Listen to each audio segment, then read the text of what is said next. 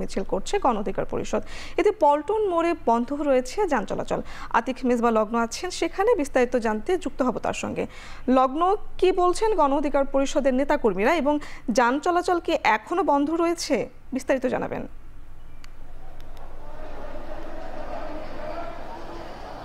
আজকে 4:30টার সময় তাদের নির্ধারিত যে কর্মসূচি আলরাজি কমপ্লেক্সের সামনে, সেখানে তারা কর্মসূচি শুরু করে এবং কিছুক্ষণ পরেই তারা কিন্তু ঘোষণা করে যে তাদের যে মূল কর্মসূচি সেটি স্থান পরিবর্তিত হয়, পল্টন মোড়ে আসবে। এবং কিছুক্ষণ আগেই তারা কিন্তু একটা বড় জমায়েত এবং মিছিলের মাধ্যমে পল্টন মোড়ে আসে এবং সেখান থেকেই কিন্তু তারা এখানে এসে চারদিকে যে যান চলাচল রয়েছে সেটিকে বন্ধ করে তারা এখানে তাদের যে বিক্ষোভ মিছিল রয়েছে সেটি পালন করছে।